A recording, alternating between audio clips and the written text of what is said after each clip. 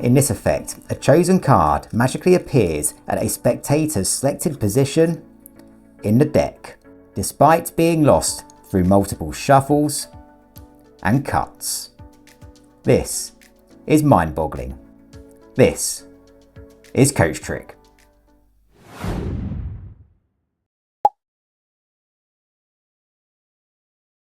Welcome to another amazing tutorial. This effect is so clever it will probably even fool yourself. But what makes this trick even more incredible? It's 100% self-working, requires no setup, and can be performed with any shuffled deck. As ever, make sure to watch to the end as we uncover how learning magic can benefit you beyond just the tricks. Okay, let's jump into it. Grab a deck and let's go. Okay, as ever, let's kickstart by taking a look at the effect itself. This is going to be an amazing card location, even after the selected card has been unquestionably lost. Now, you're going to start with a shuffle deck, so just ask the spectator to give the cards a shuffle. They can shuffle them as much as they like, they really are mixed. You're now going to ask the spectator to deal 2 piles of cards, each containing the same number of cards. Now, it's a totally free choice, the number is up to them. So let's say in this instance they deal 2 piles of 15. 1, 2, 3, 4, 5, 6, 7, 8, 9, 10, 11, 12, 13, 14, 15. And they'll deal the second pile. 1, 2, 3, 4, 5, 6, 7, 8, 9, 10, 11, 12, 13, 14, 15. You're now going to ask the spectator to select one of these piles, and again it's a totally free choice. Let's say they select this pile just here. Ask them to take those cards and to give them a shuffle, and then to take a look at the top card and remember that as their selected card. Not to show you, but just to remember it. So here we can see it's the 5 of spades. And to place that card back on top, and then to take the other pile and to give these cards a shuffle, and then to place this pack on top of the other. Now, there's no way that you can know the value of the selected card, but to make sure that card is totally lost, you're now going to look away so that you can't see what's going on. And you're going to ask the spectator to take the rest of the deck and to deal the random number of cards onto the pack containing their card. It can be any number, but ask them just to remember the number. So let's say in this instance they deal 10 cards. 1, 2, 3, 4, 5, 6, 7, 8, 9, 10. Now of course they'll do that silently so you can't hear what's going on either. At this point, you can turn back around. Now there's no way that you can know the value of the selected card or where that card now is. But to make sure that it's unquestionably lost, you're going to mix things up even further. And to do that, you're going to perform an old-fashioned shuffle with this pack of cards here. You're simply going to strip off the top and the bottom card and place them onto a new pile onto the table. So you can see here the top and the bottom cards being stripped off and the cards being shuffled in the process. So top and bottom cards onto this new pile, and we're going to do that for all of the cards in this pack until we get to the final 2 cards just here. Now we're going to make sure we mix these up also.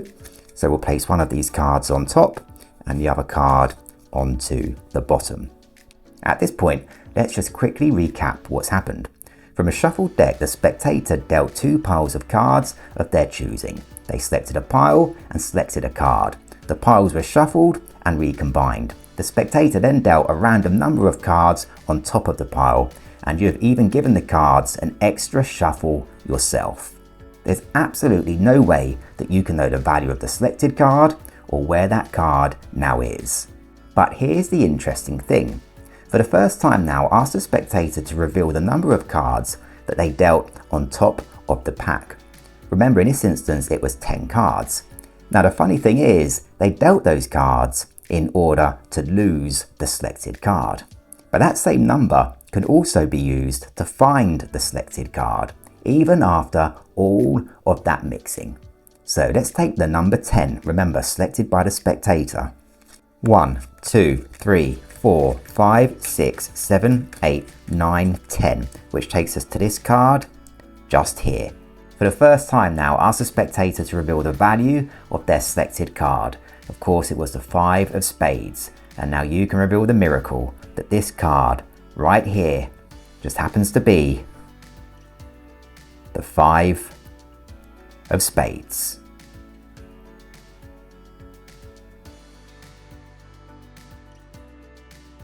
Okay, so now for the secret to this effect. Now this really is straightforward as per the performance, but let's just cover off a couple of key points. You really do start with a shuffled deck, and the spectator really can deal 2 piles of cards of whatever number they like. Each pile though needs to have the same number of cards, and they also need to have some cards left over. So you might prefer to ask them to choose a number between say 5 and 20, just to make sure that they don't deal 2 piles of 26 and there's no cards left. So let's say in this instance they deal 2 piles of 10 cards. That obviously leaves plenty of cards remaining. They can now select one of these piles, it doesn't matter, and you can ask them to shuffle the cards just so it seems as random as possible. They can take a look at the top card and remember that as their selected card, so we can see the 8 of hearts. Make sure they place the selected card back onto the same pile, and then they can shuffle the other pile and then place that on top like so. Now from the rest of the deck, once again they can deal as many cards as they like onto the pile containing their card. You're going to look away so that you can't see what's happening. So let's say they deal 12 cards. They can deal as many as they like, you just need to make sure they remember the number. 1, 2, 3, 4, 5, 6, 7, 8, 9, 10, 11, 12. They'll do that silently obviously, and you can also ask them to place the rest of the cards aside and out of sight. You're now going to take this pack and you're going to say you're going to shuffle the cards, and you're going to do that as so. You're simply just going to strip off the top and bottom card of the pack and place that into a new pile on the table. So the top and the bottom card, just like so. And you're going to repeat that for the whole pack in the act of shuffling the cards. Now, when you get to the final 2 cards, you can just take the pack and place one of those cards on top and then one of the cards onto the bottom. At this point, all you need to do is deal off the number of cards that the spectator themselves dealt earlier on. So in this instance, remember, it was 12.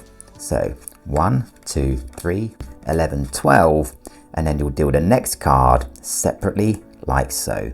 And all that's left to do now is to reveal the miracle that after all of that mixing and shuffling, this card right here just happens to be their selected card, the 8 of hearts. And there you have it. Beyond the magic, this trick is a great reminder of just how powerful focus can be. No matter how mixed up or lost the cards may appear, with the right focus, there's always a path to success. And the same goes for life. When you stay focused, even in the most unlikely situations, you can achieve incredible outcomes.